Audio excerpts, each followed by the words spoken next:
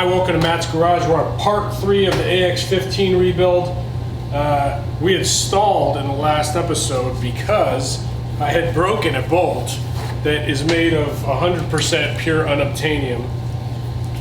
It's this bolt, broke this black bolt, spiral failure there. And it is a M6 0.75 thread, very hard to find. I ordered this one from McMaster-Carr. This bolt cost me $15.41. Not the bolt you want to break, but it does work in the hole. But it's stainless, so I need to put some anti-seize on it. The whole, dissimilar metals thing. Let's try not to screw this one up, huh? I just finished editing the prior video, and looking back, I should have just stopped. I mean, it doesn't. I'm gonna leave it there. If it comes loose, I'm just gonna deal with the consequences of that failure. Okay, now that that disaster is done, we can go to more crazy ballness. Let's do the detent balls. So I've got, at this point, you should have 5 balls and springs and detent covers left. You should. Ball goes in, boop. Then the spring. I think they're all the same, but I marked them bottom, middle, top, and then top. And then the fifth one goes on the goes in the housing.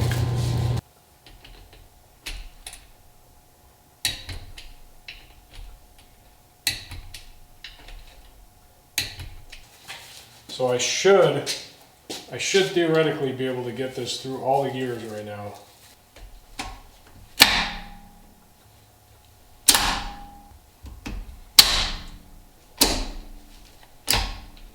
Reverse. That was reverse. Fifth. Functional test accepted.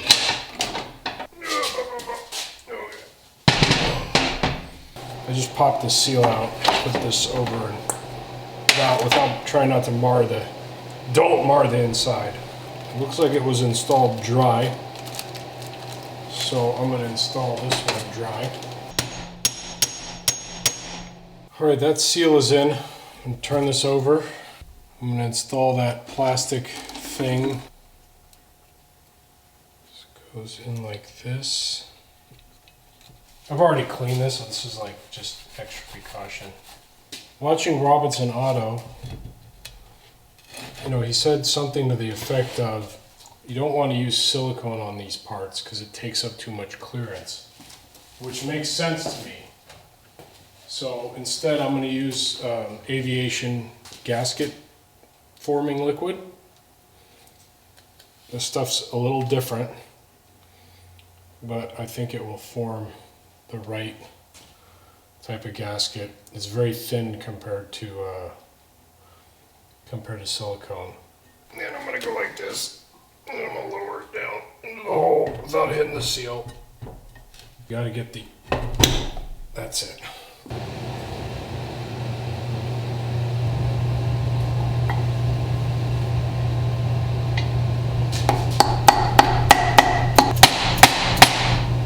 Okay.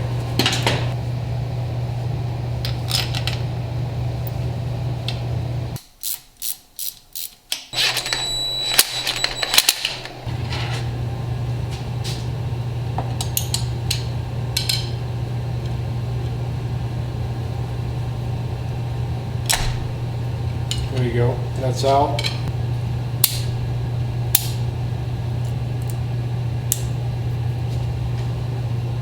Boom.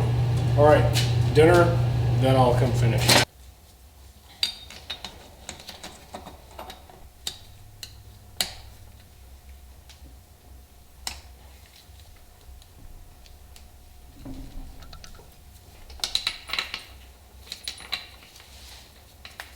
Now, let's do the front here.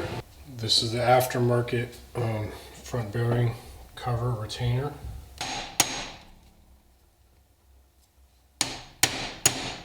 Some people like to goop on RTV, and maybe it's because they're more experienced than me and they know what happens when you don't. Me, I'm not a big goop on kind of guy.